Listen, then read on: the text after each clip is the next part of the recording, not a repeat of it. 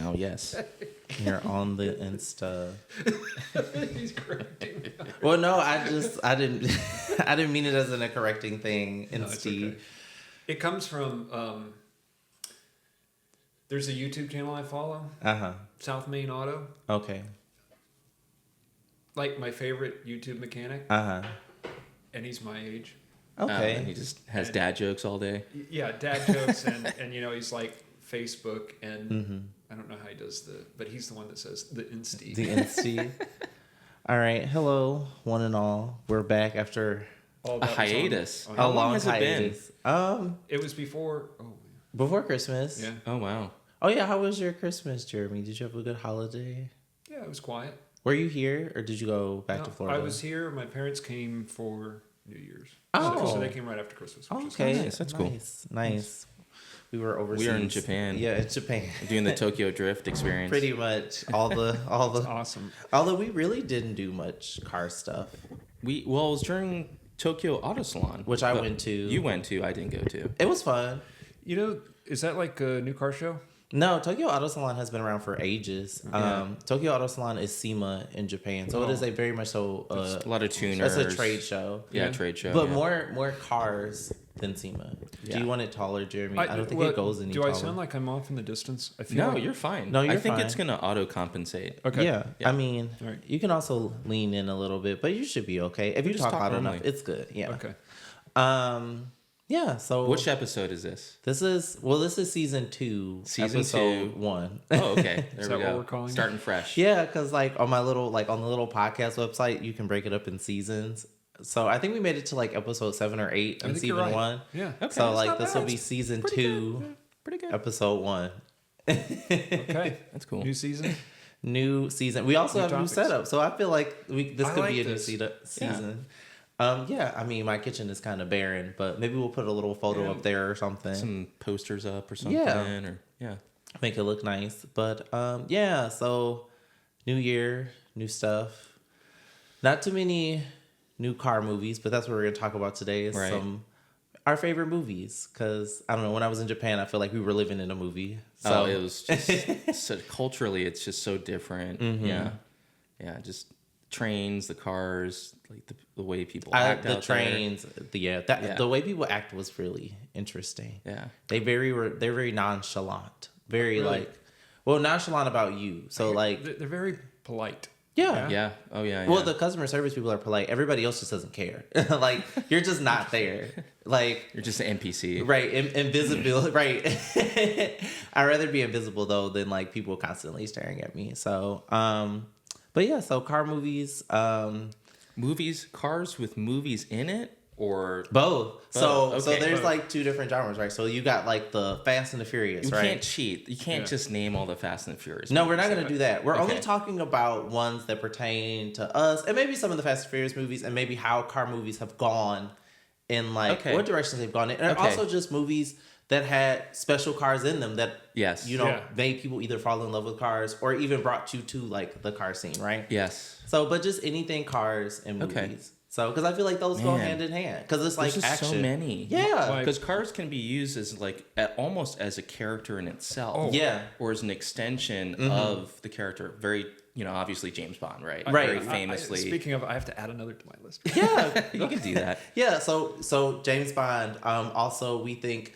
I don't know if it was movie or TV series, but Kit. Oh, of course. Knight Rider. Yeah, Kit Knight Rider. Oh, yeah. So, your brain starts going. And it'll start rolling, Jeremy. There's so many. I didn't really grow up with Knight Rider, so I just know of it, though, because as a car person, these are things that you kind of come across. I probably couldn't even, it was a Camaro, but right? It was a show. Yeah, it was was it a Camaro or was it a T-Bird? It was no. It wasn't a Thunderbird. It was a Trans Am. There we go. Oh, yeah. Fire Chicken, I think. Fire Chicken, yes. It would have been the Fire Chicken. No, you're thinking of Harry and the Bandit. Isn't Harry and the... Smokey and the... Oh, Harry and the Bandit. I'm so sorry. Smokey and the Bandit. It's on my list here. Smokey and the Bandit was a Fire Chicken. Oh, but I think you're right. It was a Trans Am. It was a Trans Am. It was a Trans Am. But it had a kick car. But all black, stuff. yeah. Who was the prop guy that made a lot of those Like he did the kit car, he did the original Batmobile. Man, what was this guy's name again? Very, very famous hot rodder. It's like Bob something. He did a bunch of he did all the Munster car, the coffin car. I think. What cars did he do? You said the original Batmobile, the obviously Kit, Knight Rider, the car.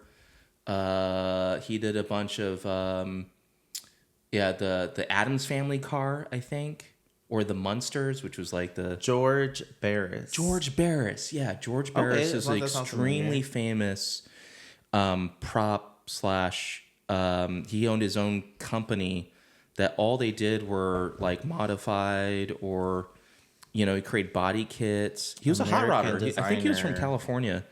I think he's from California, right? Yep. Yeah, a lot of, we can go really deep into California hot rod culture. That'd probably take another 2 or 3 hours, but he was pretty prolific. Oh yeah, he did. He did LA scene. Kit Car, General Lee, the General Lee. Yep. Yeah, a lot of these started life. I can't remember the last time I watched. I can't remember the name of the movie. Dukes of Hazzard. Thank you. Yes, but a lot of these started life as TV shows that were made into movies. Right? Yes, correct. They did. Yes, Knight Rider. They made Knight Rider into a movie. Was it a movie first and then was it a TV show? No, it was definitely a TV show. David Hasselhoff. Yeah, as was Dukes of Hazzard. Yeah, Dukes of Hazzard. See, I never saw Dukes of Hazzard in the TV show setting. I've only seen the one movie that everybody's seen. It was in syndication when I was a little kid, and I always thought it was like, why don't these guys open the doors? Yeah, it just seems like such a hard way to get in and out of the car. Well, it's like a bootlegging car, and it had a roll cage in it or something like that. Okay, but it was fat. They just swung themselves in. But that was also the things to do. We think about any kind of car movie and from 70 all the way up until 90, it was we slide across the hood. Yeah. Or we if it's a convertible, we're just jumping in, which I would never do because I'd probably break my back. Yeah, right. You want to stuff the upholstery. I'd miss the pain. I'd mess with the pain. Buttons on my jeans would just go. Yeah, or you get snagged on the door. Now you're upside down in the car. Yeah. I feel like there's just so many things that could go wrong with Yeah. But the movies make it look so easy. The movies make driving look really easy. Yeah. Where should we start? Let's start with let's start with how the car movies have evolved in today. Let's start with today and how bad they are. I'll just talk about how bad car movies are. I haven't watched a car movie in a long time, so tell me how bad they are today. It depends. So there's there's 3 different genres of car movies, right? So you have Fast and the Furious 25 or something. Yeah, pretty much. So you have full fiction car movies, right? Yeah. Then we have the documentary. Then we have documentaries. Ford versus Ferrari. Ford versus yeah. Ferrari. I still haven't seen that. Oh, it's good. I know. Jeremy, you might not go home today. We might have to sit here and watch that today. It's I'm fantastic. so serious. Yeah. Fantastic. Ford versus Ferrari. Also things like the Gran Turismo movie, which is also it's a dramatized documentary, but it's a real event. So we kind of have those. So and then you've got cars, you got Disney. Then you have animated car movies, that are car things and have car stuff in it, but it's for the kids. Would you count Transformers as a car movie?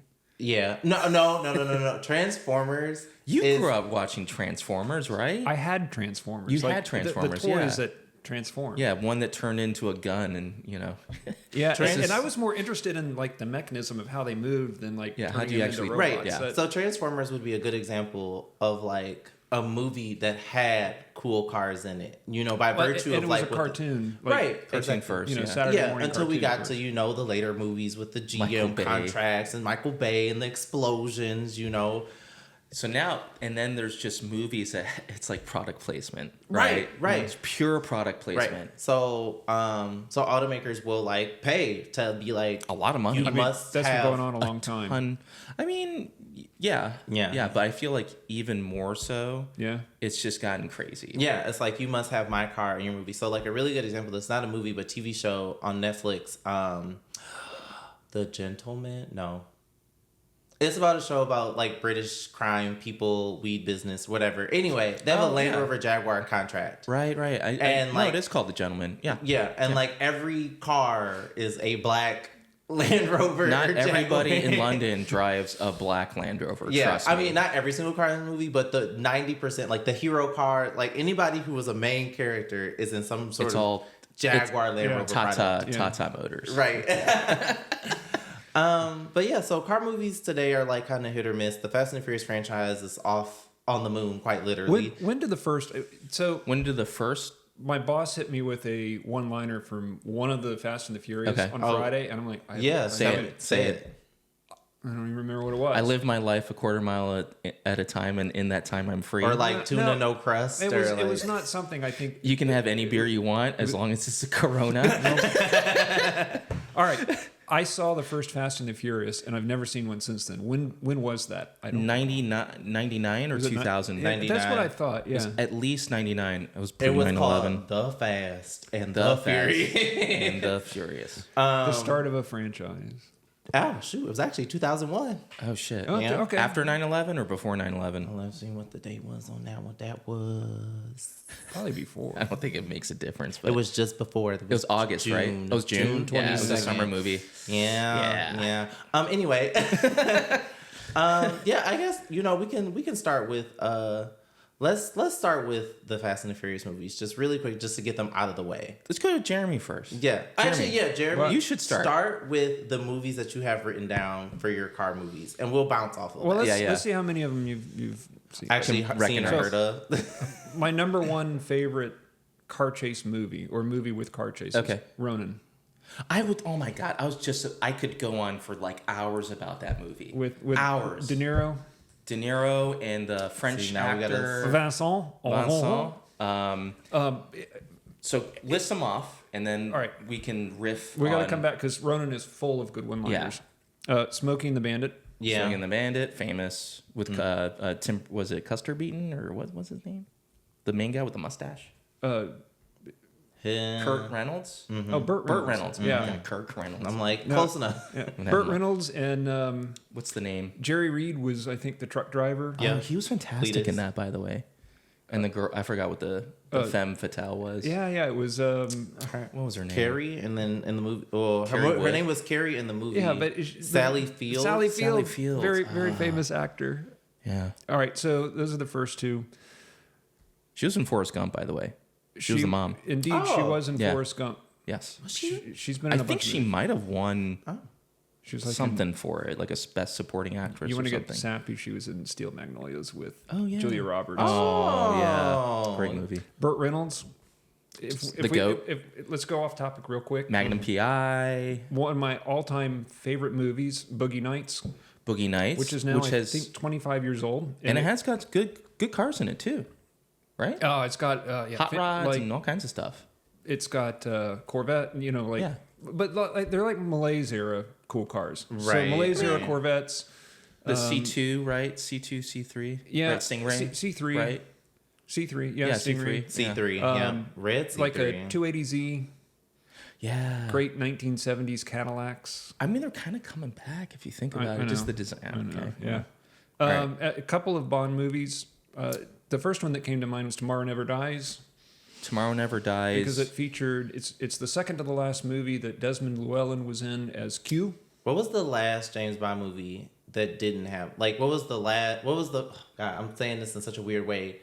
What was the last non-Aston Martin James, when did they go to James Bond drives an Aston Martin? What was the transitional period for that? Well, I mean, the 60s, James Bond drove an Aston Martin. There was one where he drove a Ford Mustang. There's also one, I want to say he had a Lamborghini as well. Really? Unless I'm just, misthinking. Oh, jeez. Well, in the books, he drove a Bentley. Oh, really? It was an Esprit. Yeah, maybe. In the books, he drove a Bentley. So there was an era in the 90s, starting with the launch of the Z3, like 1996-ish. So GoldenEye... Yeah, GoldenEye was when the the Bond Z3 franchise started driving BMWs for a few years. For a little bit, yeah. And so I put Tomorrow Never Dies on. It was the second to the last movie that Desmond Llewellyn was in, who played Q, from the beginning of the franchise. Mm-hmm. Because it had an E38 BMW 750iL in it.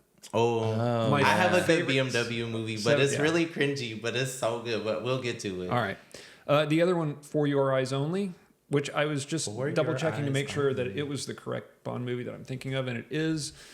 And the reason I remember it is not for the Esprit Turbo that James Bond drove, but rather in the submarine one or whatever. That might be Octopussy. No, this was the Esprit Turbo. Look at this thing. Is it? It was sick. Yeah. It's the gold one.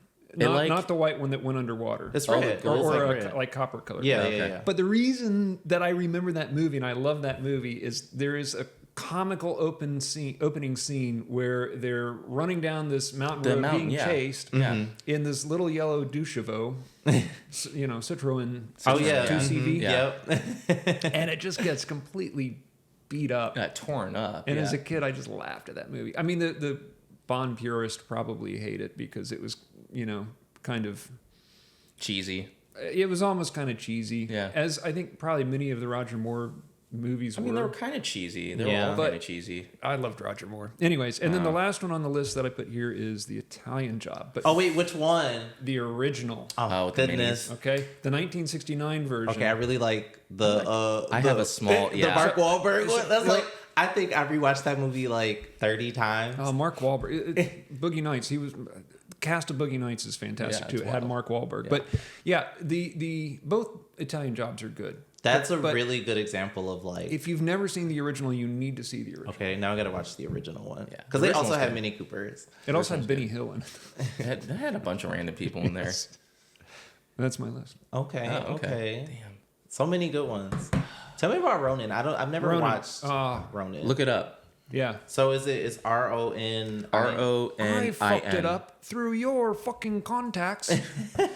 So Ronin, I think the premise is Robert De Niro's character is an undercover CIA agent. Yes, and I'm going to butcher the pronunciation. A Sinn Féin terrorist. Sinn Féin Irish terrorist. Yeah, has a plot. Has hired a bunch of people, hired assassins to go recover a case. Yeah, it's the Finnegan or whatever, the chop. Yeah, it's handcuffed to some poor bloke's wrist. Okay, nobody knows what's in the case. You never find out what's in the case. It's one of those movies. But they go like chase the guy to try and recover the case. But the chase scenes I think have influenced car chase S8? Forever. Yeah, I'm looking. So forever. Like one of the cars that pop up from the movie 1998. So whatever generation D2 Audi S8. D2 S8. Yeah. Great car chases. E34 M5 car chase. Yep, I'm seeing pictures of this now. But the flipped E34 M5 was just a regular E34. They didn't want to waste the money. Movies are good for that. Well, they'll make a bunch of like how they cut the movie and like how she was shifting and the driving, like the J turns and everything. I mean, it probably if I went back and watched it today, it may have a cheese factor, but it was so cool. But I feel like it's really hard to make a car movie and not have cheesiness in it. Yeah. I feel like every car movie has some level of like, this is a little some cheesy. Tropes, yeah, but I think that's... You could just hear in the background like... The Italian Job? Absolutely. The original one? I mean, isn't that the soundtrack to the Benny Hill Show? So pretty close. Yeah, like it's just kind of corny. It's kind of a circus. But I feel like that's some of the allure and some of the fun. It's just like, it's, don't take it too seriously, but there are some... It's entertainment, right? Yeah, it's entertainment. So I guess last two comments about Ronin. The closing scene where Vincent, I forget the actor's name, and Robert De Niro, I forget his character's name, are sitting in this cafe in Montmartre in Paris. Yeah. Talking about what was in the case? What was in the case? Yeah. I've actually been to where that cafe was. Oh, really? I've seen the staircase, and it burned down, and they tore the building down, so the building's gone. But I've been there. Dang. And it's full of one-liners. Favorite one-liner? Really good one-liners. It's a good plan. Let's stick to the plan. Everybody wants to go to the party. Nobody wants to stay and clean up. That's Ronin. How fun. It's a good movie. I have to add that one to the list of movies. I like watching movies. I was just arguing with some friends about how they don't like watching movies. I'm like, how? How do you not like watching movies? Pinnacle of our entertainment. It's like our version of writing, stuff on the cave wall. Exactly. It's forever. I might have Ronin on DVD you can borrow. Oh, yeah? Which I replaced the VHS tape. I might have it on VHS. Yeah, do you have it on Laserdisc too? No. Oh, my God. Jesus. I love Laserdisc. Do you? Do you know what a Laserdisc is? I haven't seen anything on Laserdisc. Do you know what a Laserdisc is? No. They were this freaking big. Oh, it was like before the DVD. It was like an LP. It's an uncompressed DVD. Yeah. Well, because if it's that big, that means that it's just like a record. It was before DVDs. So it's an uncompressed disc. So it's just like it's a record. But the amount of data that they kept on the Laserdisc was bigger than DVD actually. Yeah. And the format was like they were short lived. It didn't because it was like $9 million for the player. Yeah. And the discs were like for inflation, right. were like $100 or whatever. But if you ever get the chance, you should watch Empire Strikes Back on Laserdisc. Oh, seriously? Do you have a Laserdisc player? No, it was like my dad's friend sounds had like it or whatever. I mean, the key thing is the audio quality. Yeah. The mix is because either because of the format of Laserdisc was basically they filmed a lot of stuff in like certain like 35 millimeter or 70 millimeter.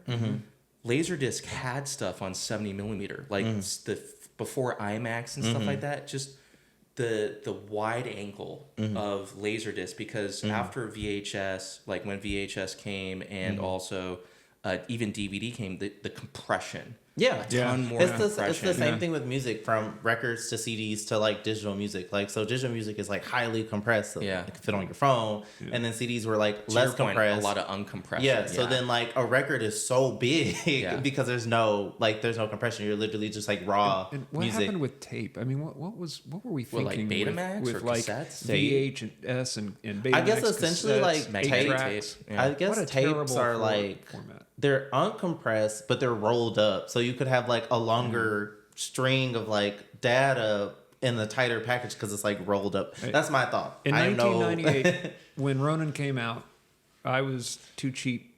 Well, actually, I was a college student.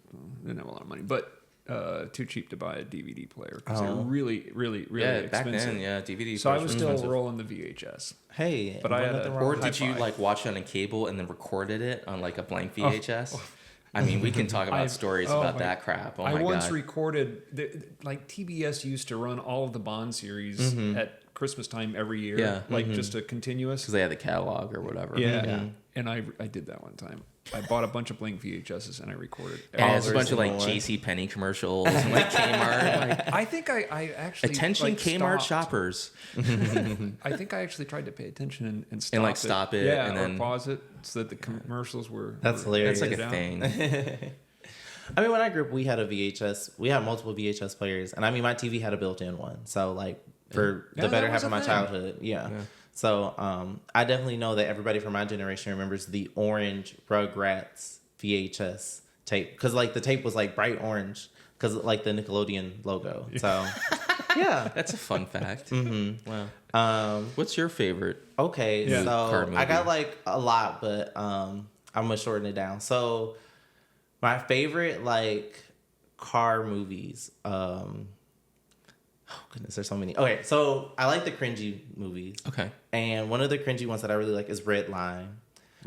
Red Line. I never heard of that. Yeah. So I want to say it came out in like 2006 or something like that. And the premise of the story. Oh no. Yeah, it's like so cringy, but it had really good cars. What's the premise of the story? So the premise of the story is like literally a bunch of like rich people like racing and like racing for money, like just like everywhere between like legal and illegal street racing. It's like a Amazing Race. Okay. But really crappy. Yeah. You know what I'm talking about? Yeah. Oh, yeah. Or like the greatest, like one of, Yeah, it was that reality show where they like kind of, had to travel. I'm just over trying to think of world. like, well, there was a really old one where like they're all like, I don't know. Yeah, we'll keep going. Anyway, keep going, so the premise of the story is that your main protagonist is this young girl who is in a band, but she also runs like a car like performance shop at a racetrack. Because her father used to race, right? Yeah. And you find out later that her father died, racing, and that, but she's also like a really good driver, as well as like tuning and making performance parts for these cars or whatever, right? So essentially, like one of the like rich dudes. This is 2007, right? Yeah. You're pretty close. Yeah, like one of the rich dudes is like, hey, after she like showed him her driving skills on his car that she had like essentially finished for him. There's a really good story about this movie. Keep going. Keep going. There's a bunch of insurance fraud or whatever. Oh, yeah? Keep going. Yeah. Keep going. So then like eventually she just like drives for him, like things happen, she gets in an accident and gets kidnapped, like just normal like Fast and the Furious movie type stuff, right? Except for like the movie had really good like supercars, right? So like the first car introduced in the movie is like a Ford GT, you know, and she's like whipping this Ford GT around the racetrack, and then like there's a Saleen like Mustang on the racetrack, and then this is like one of the only movies that has a real Koenigsegg in the movie. You know, everybody's introduced to the CCX at the end of the movie. They're like, what is this? Yeah, some cool stuff. You know, there's multiple Ferrari Enzos in the movie. So why was it cringy? Was it cringy or cheesy? It was cheesy. It was cheesy. Super cheesy. It's really cheesy. cheesy. Like if you watch it, you're like, oh my god, like this is. I don't know who these actors are. I don't know who wrote this storyline, but this is cheesy. But it's you fun. watched it because it was entertaining, right? It's fun. Yeah. You brought up BMWs in movies, right? Yeah, yeah. Now, I love me some great black entertainment, and Queen Latifah is one of my favorites. No. Okay. Oh, no. I know exactly where this is going, sir. And there is one movie that Queen Latifah was in, because in the 2000s, she was just in the most random movies ever. So it was she was big in the 2000s. Yeah, it was a movie. She was doing a lot of stuff. It was called Taxi. In the 90s too. Right? Taxi. Yeah. So Queen Latifah in this movie is a New York like cab driver, right? But she's like super into cars, and like she has like this transforming taxi, and it'll like transform into like this a race car, like essentially like this race car, New York City race car with like a battering ram, and it, like a spoiler comes out. It's like Jeremy. Wasn't Jimmy Fallon? Yes, like literally, it was Jimmy Fallon and Queen Latifah, and they both starred in this movie. Jimmy Fallon's a cop. Yeah, or he was something like like this that. horrible cop. But BMW, right? Right, it's coming up. Yeah, so there was these Russian girls, and they're bank robbers. They're bank robbers, and one of them, but their bank robbery car wasn't Heidi Klum. One of the stars. It was a model. Wow, it was a star-studded cast. Literally, like literally. Oh, yes. And but their bank robber car was an Alpina B7. With like a full Red. Alpina E65. Yeah, the Bangle butt. Yeah, the Bangle butt. Yeah. Red, like bright red. Yeah, like bright red. Full, like. Let me see. It was if I can pull the B7. picture Yeah, for you. it said Alpina on it or whatever. Yeah, it sounded badass too. Yeah. 4.8 liter, 4.4 liter supercharged motor. Yeah. Ooh. Yeah. Not the best motor, but that's no, because it wasn't a 760i. It wasn't a V12. Yeah. Alpina they've souped up the V8. You ever watch M539 Restoration? No, I take that back. It wasn't Alpina. It was a 760 Li. Whoop. Oh no! Phone going down. Was it a 760? 760 Li on like dubbed out wheels. That looked like a Charger at first. It looked like Alpina wheels. They weren't Alpina wheels. They were like. Oops. Hang on. Oops. We're reconfiguring. Equipment difficulties. There you go. Yep. Nice. Okay. We live. But yes. We're good. Also, here's the taxi. Is it moving? Here, I got you, Jeremy. I got you. Is that parts of it? I got it. Anyway, while I fix Jeremy's equipment. Oh, there we go. Yeah. Yay! Righty tighty, lefty loosey. Yes. Okay. Look at the Crown Vic. That's a nice Crown Vic. Mm-hmm. But you should see it transform though. Like it's you so gotta, goofy. You gotta see. It's so cheesy. It's so cheesy. Does it transform like a transformer, or like no, like literally, like no, it like went up on like air jacks and like the bumper and stuff flips and out. The wheels go. A spoiler. She like switched out like the steering wheel. It's pretty. It turns into like a Momo steering wheel, right? Yeah, it's Jeremy. This sounds great. No, it's awesome. Like if you can have like small appreciation for just like corny movies, it's a good like corny she movie. removes the monster's Ford airbag. And then she puts on like this like lightweight like Momo racing steering wheel. It's so funny. So bad. Okay, so those two are like up there.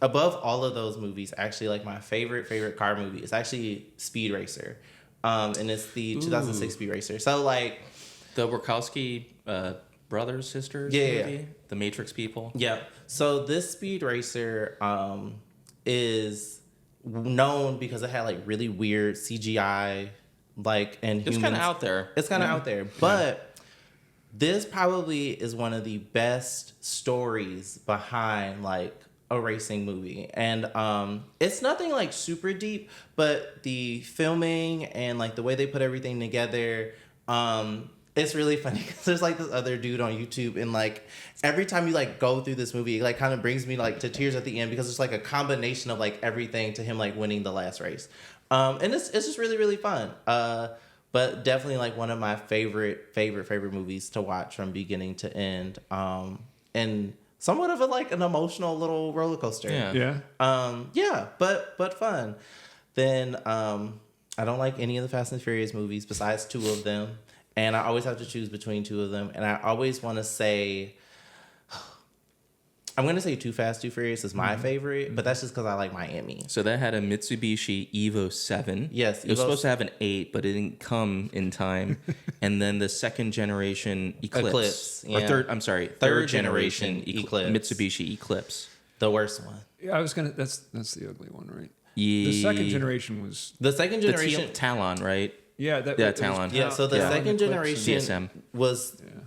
Paul Walker's car in the first movie. Yeah. In the second movie, that was the second gen. it was Tyrese's car. The second gen was popular when I was in high school. I always wanted one. Well, yeah. So like, I always wanted one. So if you I had a teacher that had a Eclipse GSX. Yeah, those are pretty. He had a GSX. She had a GSX. They're pretty rare these days to find an actual cool car.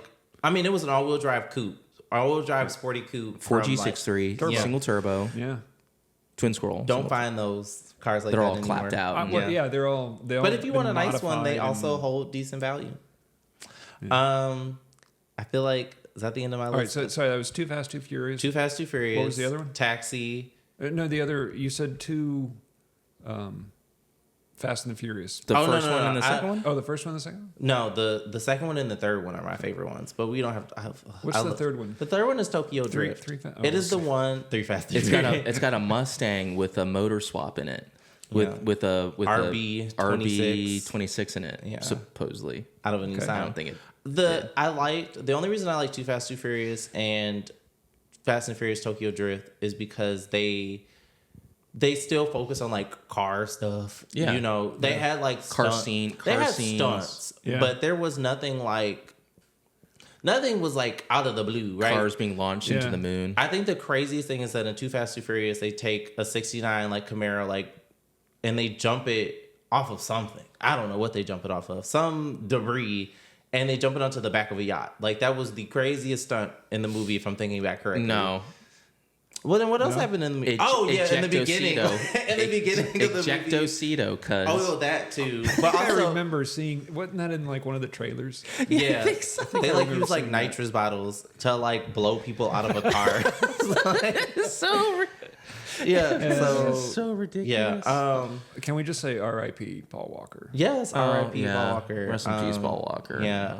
So sad. We were talking about Carrera GTs at work the other day, and they're like, everybody's like, well, why can't anybody drive them? And I'm like, I don't know. I've only sat People in have one. been crashing them left and right. Especially out here. Because like, too, you know, we live in Billionaire Valley, and everybody out here has one, and they've all crashed them. They've at one point in crashed time. all of them. I've only known like one guy who hasn't crashed his.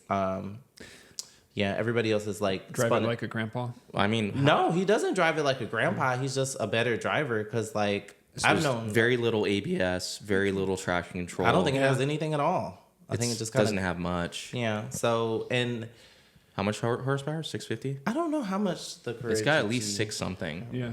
3,000 pounds. Probably less than 3,000 pounds. I passed. Speaking of driving, 605. 605. Oh my god. I passed a 992 GTS on the way up here that was brand new with the 992. Oh, 992.2 GTS or 992.1. Can you tell the difference? No. It's really tough. I need to go study it. So like the biggest telltale is that the light bar, like it's cut in the middle. Yeah, on the .1 generation, it goes all the way across, but there's like a little bump, and like it's continuous, but there's like a little bump. But in like the 992.2 generation, it just goes one big line, like one big kind of gap all the way across the back. I wasn't paying attention to that. It's really tough. It had a big wing, and I thought it was a GT3 at first, but it was a GTS with the aero package, and it was going about 55 on the 101. And I rolled by, and it was this old dude just chilling, Sunday driving his. Good for him. I tell you, all these the car's great slow. The car is great fast. And he's not in danger of spinning out and going. No. But that was the thing. I was going to mention that. So Carrera GT people who buy the Carrera GT are bad drivers. No, I won't say bad drivers. I think they drive them like they could drive a 911, which we all know 911s are very easy to drive. Very, very easy to drive. Very easy to drive. Fast. To a point, yeah. Yeah. I mean, if you're not driving a car. Yeah, if you're driving a non-turbo 911, like you're not. It's very forgiving. Right, well, exactly. They're really not that powerful. Yes, true. And then all the power is way up top. Yeah. I'm almost sure that this V10 probably. Like I said, I've never had a chance to drive one, so I can't speak to it. But I'm almost sure it was completely. The GTs are mid-engined, right? So it has like Cayman stuff, but it's not the size of a Cayman. So and it's not. It's making way more power than a Cayman. What is it? Snap oversteer? I'm assuming that's literally just what happened. Yeah, I mean that'll happen in a Boxster if you're. Exactly. Very stable. But we're not getting that in a 911 because most of the weight is over the rear in the rear wheels. axle. Yeah. So, final car movie. Yeah, sorry. Tangent. It's okay. The newer Italian Job. Okay. Yeah. No. Mark Wahlberg. Good movie. Who we got? Mark Wahlberg. Mark Wahlberg. Not Cameron Diaz. No, it's not Cameron Diaz. Shit. I'm bad with stars, guys. I'm just really bad with stars. That one girl, and then there's some supporting cast that you probably recognize. Yep. Okay, and the bad guys. We got Mark Wahlberg, Ed Norton, Jason Statham, Charlie Theron, Donald Charlize Theron. She's the female. Yeah, lead. Seth Green, Frankie G, Mos Def. Seth Green. Mos Def is in it too. Yeah, Seth Green's like the hacker or whatever. What happened? Mos Def is like the demolitions guy or something like that. What's Seth Green up to? Let's see, movies and shows. The last movie he did in the Italian Job. Oh, wait a minute. The last movie he did, 2007. Oh, and the car in the new and the old. Said a Mini. It is a Mini, isn't it? Yeah. So Mini Cooper. So it's another BMW. Yes. Well, honestly, there was they have the Minis, and it's just really fun what they do with those Mini Coopers in that movie. They literally use them to steal gold bars. Yeah. Go watch the original Italian Job. I'm gonna have to watch. Well worth it. Yeah. I also just like the combination of like dumb safe cracking stuff in the newer movie because it's just like I like safe cracking stuff and it's just really fun. And there's like a scene where like it's like one of the last scenes in the movie. They got all the Mini Coopers down in the subway. They're about to like load them up with like the gold bars. But they have to like get through like this underground through the safe. Yeah. And like she's like drilling through it or whatever. And apparently like in this safe, I don't know if this is fictional or not, but there's like a pane of glass so that you can't go through it because the glass will break and it'll set the tumblers or whatever. So like the glass cracks and then she has to like go back to like the old school way of like listening to the hand whatever. Yeah, to like how her like father used to do it and they would like write down like the numbers that would work and what didn't work. And then she like eventually like does it. And this is a really cool scene when she like finally like completes it because like her thing was that she cracked safes for like the police, but she would never look at what was inside. So like this is the first time she like turns around and sees what's inside. Although they're all thieves, gold. But like a whole bunch of gold bars. So, but yeah, fun movie. Fun movie. My turn. Your turn. Your turn. Oh my god, there's just so many. Oh, let's get the famous ones out. Like the more. If I mention them, you'd be like, oh shit. Mad Max. The original. Mm-hmm. So both Mad Max and then the second Mad Max movie. I love. So the original Mad Max was like filmed in Australia, and then that was the debut of like the Ford Falcon, and then with the supercharger and everything. So he used that car in the first one to hunt down the person that killed his family. That's why he was Max, and then he turned into Mad Max. And then the second Mad Max movie was called it was the one where he like helped out like this group of like people or whatever, like Mad Max 2, the Road Warrior. Road Warrior, yeah. Are you referring to the 1981 version or a newer version? So just the 1981 version. Okay. And the original version was, the guy who directed Penguins. like Really? Happy Dance. Oh, Yeah. I'm serious. Well, I forgot what his name is, like George something or whatever. Yeah, it's wild. And then he went back. He wanted to do George Miller. Yeah. He wanted to do Mad Max, the Furiosa movie. Oh, he did Happy Feet? That's hilarious. Feet. Yeah. Like, he Fury has such a Road? weird... Fury Road. So Fury Road, he wanted to do for years. Like that was the original vision was to do that, but he just didn't have the money. Didn't That happen until 2015. Yeah, it didn't. And that movie took like 3 or 4 years to make. Wow. They had to do reshoots, like the original, like where they filmed it in like Yemen or whatever. It washed out, for, like a rare like rainstorm, and it washed out. And they're like, "Oh, we can't film." So all the equipment was there. Anyways, okay. So Mad Max, second movie. I would say that would have a very iconic car was Ghostbusters. Oh yeah, that's a fantastic one. The Echo One, which was like a hearse. This Cadillac falls like hearse. right into the category of Yeah, it was also Back to the Future with the DeLorean. Oh yeah. Yep. So 1959 Cadillac Miller Meteor, and then of course, Back to the Future, the DeLorean, just like If only the DeLorean was actually that cool. classic. Just In 1985, when I was a kid, the DeLorean was cool because stainless steel. nobody knew that it was underpowered. Like Like, before they... none of us little kids knew It looked that like was it had 1 million underpowered. horsepower. Exactly. Right. Exactly. Like it just didn't look like 1.21 gigawatts. Do you know what the story is behind the gigawatts? So Do tell. it's a little racist, but who's the director again? I got it. Just give me Oh my one god, moment. I can't think right Tell now. us the story while But you're... basically, they needed so he had the director Steven Spielberg. Okay, jeez, I can't remember things. Steven Spielberg. He no. wrote Steven Spielberg. Rob Zemnick? Yeah. He wrote it, Robert Zemeckis. He Robert was Zemeckis the wrote it. director. Yeah. but Steven Spielberg produced it. I don't think so. Back to the Future. Let me see. Producer. Unless Google is lying to me right now, which it very well could Steven Spielberg directed I don't think so. Back to the Future. I don't think so. No, be. Did Steven Spielberg produce Back to the Future? did he? Was Yes, he was one of the executive producers Yeah. along with All right. Kathleen Kennedy. Because he was Frank doing Marshall. Jurassic Park and like Back to the Future all at the same time. Jurassic Park didn't come out until like 1994. True. Yeah. It was directed by him and Back to the Future. Was Robert 1985. Zemnick. So he co-directed Zemeckis. it. Yes, it was. He had a Zemeckis. bunch of stuff going on at the Zemeckis. same time with Back to the Well, Future. so that's true. I Okay. mean, yeah. So the 1.8 gigawatts story.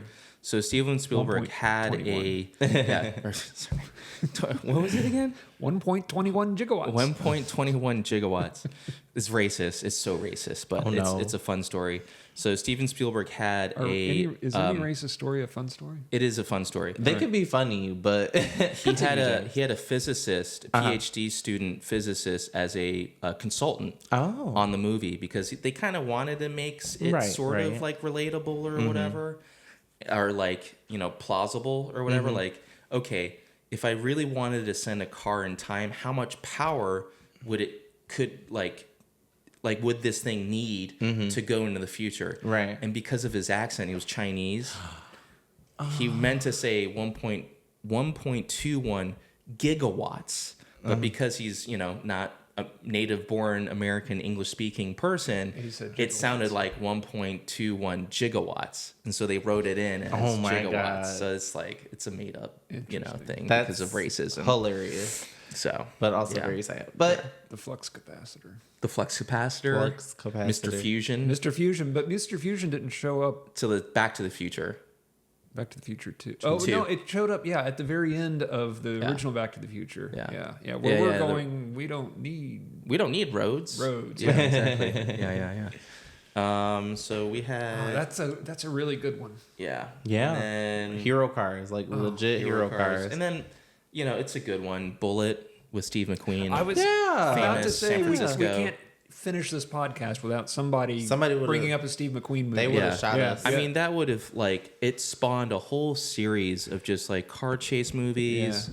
Like what we got for 60 Seconds. Original 60 Seconds was basically a play on Bullet. Mm-hmm. I mean, even that movie too with Eleanor. Yeah, Eleanor. Like one of the most expensive Mustangs. I think it really cemented the Ford Mustang as a movie car. Bullitt. Which I feel like I'm thinking of all the movies, and we never really got a good Mustang movie car. Until 1971, I think. 1971 was Bullitt. Modern day, the Mustang has definitely fallen out of the movies. There's only one movie where I can think of, right off the top of my head. Bullitt, I think, was in the 60s. Sorry. Oh, no, I have it pulled up right here. It was 1968. 1968. Yeah. Modern day Mustang movie. Need for Speed, the movie. Need for Speed, the movie. It had a custom, GT500 wide-body Mustang that was somewhat cool, but that's the only other Mustang movie hero car I can think of. Poor Mustang. The Great Escape, another great Steve McQueen movie that's not necessarily a car movie. The Great Escape. Yeah. Oh, well, it had he drove a motorcycle in that. Yes. He jumped like a fence, and supposedly he did the stunt. Oh wow. Like the movie producer people were like, "There's no way you're going to do this." Did he do all of his stunts? He did most of it in and also in Bullitt too. He did he drove most of it. Yeah. Didn't he also have? I'm making this up as I go, but I feel like he also had a career as a racing car driver. Yeah. Oh yeah. That sounds about right. Le Mans. He spent a bunch of movie filming his own version of Le Mans. Like he raced at Le Mans with a 918. Oh. Okay. And a Mark II Ford GT. It's really that movie also inspired a lot of like the camera angles for car chases. Because back in the they didn't have digital cameras back then. So they had a Ford GT with a camera rig on it. Like literally they had a guy like GT40. GT40, yeah, with like a person on the front of the car filming other cars but they at still speed. do a lot of that today. Like I want to say 90% of like in-car scenes and things like that, it's always like a big kind of car jig or rig, and there's somebody like driving on top of it, or like hidden inside or whatever. Yeah. I mean, today we see a little bit more of like they'll use SUVs or like performance SUVs with like a big boom crane. Funny enough, I actually got to like use one of these things. I was at cool. I was at 034 like last summer, and they had like a guy out there. He had like this big. He had a Q5 with like this big I've seen that camera arm on it, and he like films for like a lot of the people around here, and he was kind of letting everybody try. And they have like these two wheels that control like up and down, and, like the pivot and stuff. And like left and right. So you kind of like just spin them, but they have like a really nice weight to them, so you can kind of like feel roll through it, and then it's like a slow movement, and you can kind of like get all these angles and stuff. But it's really cool to see. But that's how they do like a lot of the car stuff these days, along with having multiple of cars, or they'll just make fake cars for the movie, like Fast and Furious. Any movie these days where it has like $1 million supercars and stuff like that, they just make fake cars. Sure. I think a perfect example of that was actually in Ferris Bueller's Day Off. Oh, the 250 GTO California. I mean, back then was like worth quite a lot of money too. Right. Yeah. But also, today. And the car that they used, or the kit car that they used, was a Corvette for all the stunts and stuff like that. They never had a like. Let me tell you, Ferrari like the real GTO. Are you kidding me, man? The real hero of every car movie is a LS, because like they find some sort of body kit and they just drop an LS in it, and they're like, okay, car. Yeah, even the Batman, the new one, Dark Knight, the Tumbler, had LS in it too. Yeah, had a short block. It's just a workhorse of a motor. How many General Lees exist in the world? That's like 3 trillion. I think they made. Okay, let me guess. I think they crashed at least 3 or 4 of them per episode. Yeah, per episode. And then I think in total they made at least 300 of them. I think. Isn't that crazy? Over 230 General Lees. Dude, I'm good, man. I'm so fucking good. I'm so good. The exact number of General Lees used varies by source, but the estimate ranges from 309 to 329. Because they just built cheap cars. They were really cheap, shitty cars. They launch them and stuff. And guys, you know how hard it is to get a Dodge Charger today. Oh, it's impossible now. From this is like the best generation for Dodge Charger. And people are chasing them. People are like trying to find these cars like in lots and barns or whatever. Man, it's a cool car though. Man, so, I mean, and especially in that paint scheme and like with the Daytona wing and everything, it's just so sick. Did the General Lee have it didn't have a Daytona wing. I'm so sorry. But a Daytona Charger is a cool car. Those are pretty cool. I mean, you have there's the Daytona Charger there, and there's also the Plymouth Roadrunner. The Plymouth Roadrunner does not look good with the wing. Which is the Super B? Is that the Roadrunner or the Charger? That's a Charger. It would be the Charger. Okay. Yeah. Isn't that the version? That was like wing? No, it's a Daytona. What am I saying? Because the reason they call them Daytona Chargers is because that was the same NASCAR Charger that was like one of the first cars to like 200 miles an hour. Let me see. Fiberglass wing. It's pretty cool. Yeah. And it actually did stuff, believe it or not, guys. It had like a 440 big block Hemi.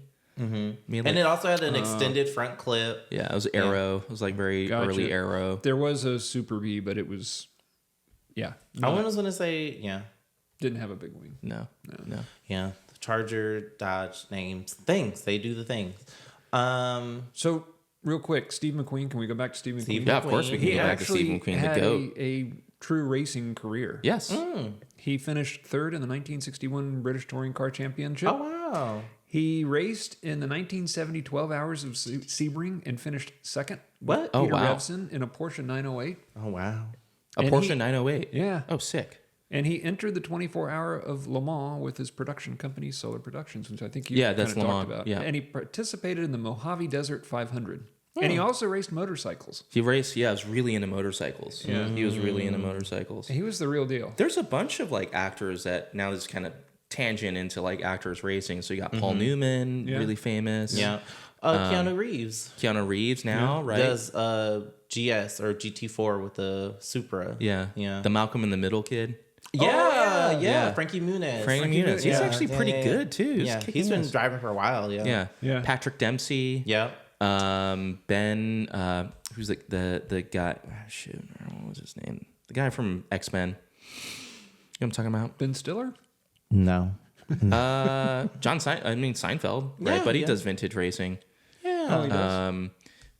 The Man Show guy, Adam Carolla. Carolla. He does a lot of Nissan stuff. Local too. Yeah. Local. Oh, okay. There's a bunch of actors that get into racing. As much as there are car movies, there are actors who also do car things. I always think about how Mr. Bean, I don't know what his real name is. Rowan Atkinson. Yes, he had a McLaren F1 he wrecked a McLaren F1 and then fixed it. He fixed it. Yep.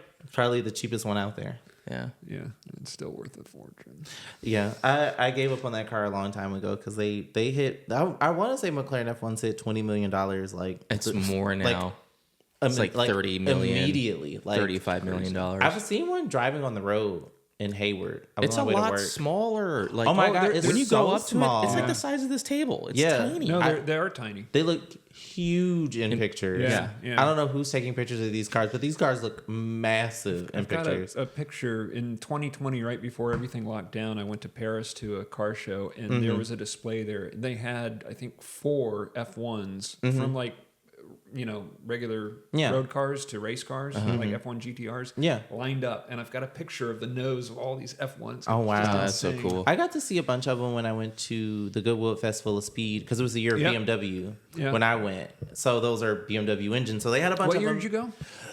22. Okay. Yeah, summer 22. I was supposed to go summer of 22. Yeah, we talked about that. Yeah, and I moved here. I have another famous but foreign. We can talk about foreign car chase, famous car I'm movies. I'm listening. Jackie Chan. Okay. Okay. The Hand of God. Jackie Chan, the Hand. I haven't seen that one. So he drives his getaway car is a Mitsubishi Lancer Evo 5, like 5. A white one or something like that. There's a bunch of Jackie Chan movies with Mitsubishi something in it, and then the 3 chase cars are the black Mitsubishi Lancers. Oh wow, that's really and fun. Also even before that, Jackie Chan drives a Mitsubishi it's either a Starion or a very early 3000 GT. And he's like, oh my god, what's the movie called? It's like a race or something like that. And he's like the gizmo guy. It was like one of his first like American roles or something like that. Oh, wow. It was really goofy. And then there's a movie with Jackie Chan that it's like industrial espionage or something, and it's like a rotary car, but it runs on water or something like that. It's so ridiculous. Let's also talk about the things that movies have convinced car people they can do, like driving under semi trucks. Let's talk about how in every single car movie there's some launch scene, over a ramp and the suspension not blow out. Exactly. There's so many. There's like so many car movies where like some low car. Perfect example: Driver with Jason Statham. Right. Exactly. The BMW 7 Series, like, goes through brick walls. I'd like to see you try that in your mom's BMW. Yeah, and he's like hitting people with the car or whatever. You know, it's just ridiculous. Hey, that's what all those pedestrian safety ratings are for. So you can bounce off the bumper. Technologies or features in vehicles and old movies that are now commonplace. Oh my goodness. I feel like there's some really good ones, and I just can't think about it right now. Well, Tomorrow Never Dies, the 750IL. Yeah, Pierce Brosnan's like hiding. He's controlling it. He's controlling it with his phone. And with his Palm Pilot. Yeah. Oh my God. He's like. He's got this flip phone. I don't know. Tesla summoning before. Tesla summoning. And he's like using the scroll pad or whatever. Yeah. And it's just so stupid. I don't know how we dumb. Like missed this, but like the Herbie movies, the original ones. Yeah. But then also like this is just the dumbest scene out of the Lindsay Lohan Herbie movie. Herbie like forces her to go up against a Pontiac GTO, which is like a horribly like in base form much slower than you would think, right? So it's just for people's knowledge, it's a VW Beetle that is faster than an F1 car, right? And it's also sentient as well, right? But there's like the original like shows and movies from like I want to say what that had to be very early.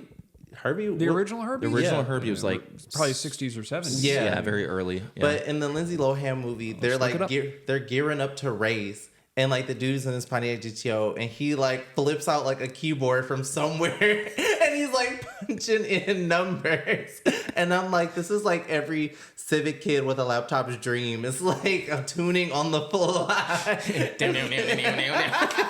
I gotta add more speed. Street tune my map or whatever. Literally, oh my goodness. 1968. Okay. Original Herbie.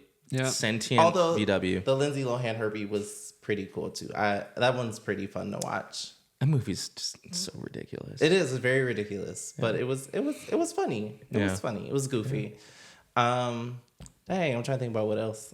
I still can't get over like driving underneath semi trucks. And then like I think there was like a Mythbusters episode where like they realized that all semi trucks are much too low for this. Yeah. But then also the driving into like driving into airplanes and stuff. They proved that you can actually do that. I mean, there's a really funny Top Gear episode of like they're like this plane is going down the runway and James is trying to like get in the plane, but he keeps falling out because the car is so slow. Oh jeez. Yeah. But they're on like the longest runway in the world, and Jeremy's making fun of him as usual. It's just so funny. Do you know what my favorite one was? It was a cartoon called Inspector Gadget. Oh, Inspector His car like would like go over other cars or whatever. Yeah. It's so ridiculous. Inspector Gadget. Did they make a movie? Yeah. With they did. What the hell was his name? That was like right around the Spy Kids era. Didn't they? Wasn't the kid actor the same? I got it. Ferris Bueller's Days Off guy. Is the same Matthew actor. Broderick? Matthew Broderick. Yeah, it Matthew was? Broderick. Oh, I thought it was. When I think of Inspector Gadget, I think of Steve Guttenberg. And like Number 5 is Alive, Short Circuit. Short Circuit, and he's kind of that same, I don't know. Yeah, goofy hair and stuff. Hair. Oh, that was 1999? Yeah. Don Adams, Matthew Roderick, Andy Hayward. Nice. Damn. You're on a roll. Yeah, I know. Yeah. Dude, when it comes to movie trivia, it's just like, you can't catch me. You can't catch me. Mm-hmm. Yeah. Another one, just off the top of my head, because it popped up. Start Husky and Starsky and Husky. Starsky and Hutch. The Ford Torino. Yes. Yeah. Yes. Ford Grand Torino. Yep. Yes. In red and white. Yep. And that thing was in the shows. That thing was jumping. Like it literally. Like I just thought about. I was like. They're jumping on top of the criminals. They're everything. Talking about features that cars and movies have that now are in real life. What's the BYD electric car that can jump potholes? Oh yeah, I mean it's like their supercar or whatever. I don't know what it's called. But yeah, it's like it'll like hop and jump potholes. It's kind of a gimmick, but it actually might be really useful here. But honestly, I would say the coolest one was the James Bond Goldfinger with the machine guns in the headlight. Do you remember all the gadgets and gizmos in the Aston Martin? I mean, all of like the. There's one scene where he was being chased around by like the Japanese Yakuza people. Goldfinger, not Goldfinger. Yeah. So he's being chased or whatever, and they're like shooting at his car. And then he had like the oil spray, and they had the bulletproof like back. He had like the metal thing. Was that the one? The little spheres with the things on it or whatever. Yeah, and did he have a radar in the dash? I think he like a missile. For like missiles or something like that. I don't know. It's so crazy. Let me tell you, we need more spy car cool movies. I feel like we haven't had any.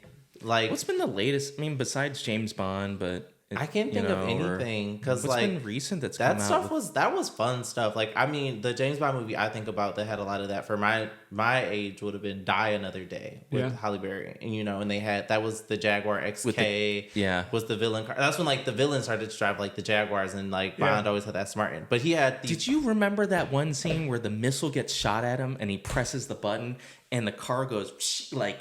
I'm pretty sure they're like on the ice or something like that. Yeah, on the ice. It's just so crazy. Because that was a Vanquish. That was a Vanquish. Far-fetched.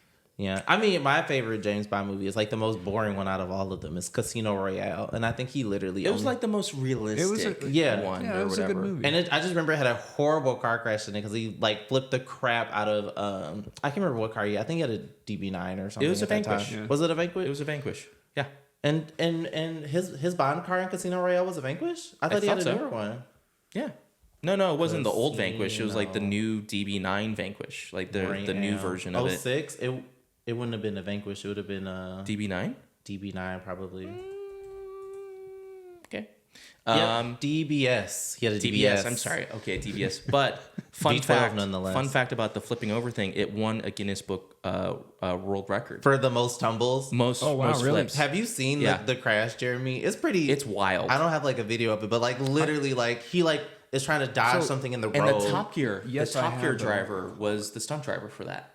Oh, yes, the Stig. Yeah, the Stig. The Stig. I forgot what his real name is, but the Stig was the original. Was the stunt driver for that crash. Yep. They're really worried about it too. They're like, we didn't want it to like flip that much. We didn't because it's gas. Like the way it works is there's like a piston that hits it. Here, Jeremy, we can like get a little clip of it. Really I need a refresher. Turn my brightness up because I have seen this movie. Because they were originally trying to flip the car without the piston, right? But the Aston just like wouldn't. It like either the traction control. The traction control or the just like had really wide tires at the time. They just couldn't get it to flip. So they finally went to the piston route. Yeah, it's pretty wild. That is. How many times does it flip? It flips like 20 or something. It was crazy. Rolling for a while. Yeah. Well, and it landed right side up. Of course. Ran right side up. And then it lost a wheel. So it cuts. Yeah. It cuts. And then after the scene cuts, everybody runs to the car. It's like, oh my God, we didn't want that to flip that much. And then you see the Stig guy like with the thumbs up. He's like, I'm good. I'm good. He's fine. Well, I'm sure they had a roll cage and everything in there. Yeah. Wasn't it a Bond movie? It's also like a Mythbusters episode. I want to say it was a Bond movie or some villain movie. I'm pretty sure it was a Countach. They like skim along the water and it like. You know what I'm talking about. There was the Esprit that... Was it always an Esprit? It was an Esprit. It was an Esprit, yeah. Was it the white Esprit that transformed into a submarine? No. It's like... You had a Countach that skipped No, it wasn't water? maybe it wasn't Bond. Maybe it was the Esprit. Maybe you're thinking of like the Cannonball Run or something like that. No, my God. We forgot the Cannonball Run. Oh my God. It's so famous. It had everything in it too. Ambulances. It's a real story. Yeah. And oh my God, how do we forget this? So it starts off with the Testarossa, with Brock Yates introducing it. Brock Yates founded the Cannonball Run. He was in the movie too, right? Yeah. The very opening scene, he's standing there. So just for people's knowledge, Brock Yates was he the editor or chief for Road and Track? I think originally, or Car and Driver. So I think it was Road and Track. I think editor-in-chief for Car and Driver at some point, but I don't know. And then switched maybe or whatever. Or maybe he was Road and Track. He was a very well-known automotive journalist. Yeah, and the Cannonball Run was basically an unsolicited, illegal street race that you would drive from... the Red Ball Garage in New York City? Yep, Red Ball Garage in New York City to San Francisco. No. Or was it somewhere in... it's pretty much like Portofino Inn and Redondo Beach. Portofino Inn and Redondo Beach. Yeah, and but some it's pretty people much east coast to west coast as fast as you can. The original time was about 30 hours nonstop. Yeah. And then it's gotten over the years down to, what's the record now? The current record is held by a Audi S6, and it did it in like 20 something hours during COVID, though. Yeah, during COVID, prime time. But I think, isn't there a guy that's beaten it now at like 19 or something? Did he break the 20s? I forget. I guess because you would need really large fuel tanks. You could only stop maybe 2 or 3 times, and the average speed that you would have to do is 140 miles an hour. Arnie, there's a guy. What's Arnie's last name? Which is wild. No, it's still the S6 guys. Is it still the 25 hours and 39 minutes? That's so crazy. Yeah. Driving across the whole entire country in 25 hours. Who did it? Who drove it? Arnie. Tolman and Doug Talbot. Weren't they also the ones, they broke their own record, right? They did it in a Mercedes E-Class that they had like taped up the taillights to make it look like a Honda Accord. Yeah, and then they did the same thing with the Audi to make it look like a Ford Taurus. Yeah. So, funny story, when I was starting my career as an engineer, I worked at a company, and one of the older senior engineers that I worked with was a guy named Nate Pritzker. And if you look up Cannonball Run lore, he ran the Cannonball Run with a group of guys that were hired to transport this rich guy's Cadillac across the country. And they raced the Cadillac across the country. Oh my God. That's so cool. I don't think they won. Yeah, There's also a really funny scene from Red Line in the beginning of the movie. I was supposed to talk about the insurance fraud. Okay, yeah, you were. Oh, so, yeah. Really funny scene from Red Line in the beginning of the movie, talking about getting from one place to another really fast. And the first scene in the movie, there's like this young kid, and he's tasked to drive from LA to Las Vegas in an SLR McLaren, and he has to do it in like 2 hours or something. And I was like, what? One, you're not going to get past So it's really funny. So the way he does this is like... The car would run out of gas, by the way. Oh, yeah. There's no way you're doing this on 7 miles per gallon. So what he does is he uses night vision, and he turns off the lights so that he isn't seen by cops. And all you see is like this cop sitting there, and he like blows by. Yeah. It just says 201 on like the speed thing. And the cop was radar. Like, but where is this man?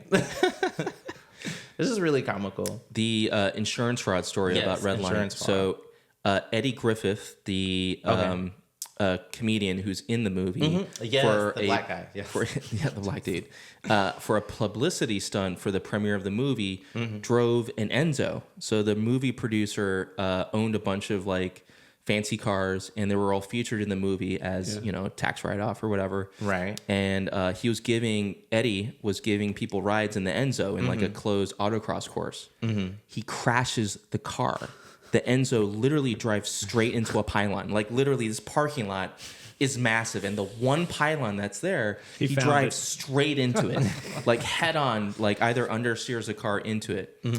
And the story is, Eddie says, it was actually a publicity stunt to get, more news about the movie. But really what we find out was it was car fraud. It was insurance fraud. Oh, wow. Yeah, because the guy had like some massive amount of insurance on the car. He owed money all across the country because he ran a company that was a subprime mortgage loaner. Oh my God. This is 2007. Right, remember? Right. Yep. He was making a ton of money like loaning like subprime. He had a subprime loan business. Yeah. He was doing like $5 billion a year in subprime loans. And he had a massive gambling addiction as well. So all the money he would make, he would spend it in, he would basically waste the money gambling. Right. And he had a huge car collection. So he was going bankrupt because, shit happened. And part of that was the Enzo was... Supposedly Enzo got fixed, and it's somewhere. I know somebody has somewhere in California. You know what? Ed Bolian is probably trying to get his hands on that Enzo right now. Dude, the front end was I'm so just sick smashed, of this man. Smashed or whatever. He's always looking for like him and Tavares are looking for like the worst cars. We could talk about probably another episode is car YouTubers. Episode. Yeah, car YouTubers. Oh my God. They're a different breed of people. Yes. We won't say anything bad about them. Just honest takes. Yeah, we should have some hot takes so we can get the podcast going viral or something. Oh, yeah, no, definitely some hot takes on car YouTubers. Definitely. We need something viral. It's for the instas. The insties. For the insties. For the insty people. They're going to be like, who are these three men? Cool. Fun. Cars, movies. Movies and cars. Well, hopefully we get to do this again soon. I know everybody's schedules are pretty busy. We're gonna have to start doing it like remote. We need more Zoom. subscribers so that we can monetize this and then quit our jobs. That would be great, guys. Watch. I don't know. Like all of my coworkers were like, "Where's the podcast?"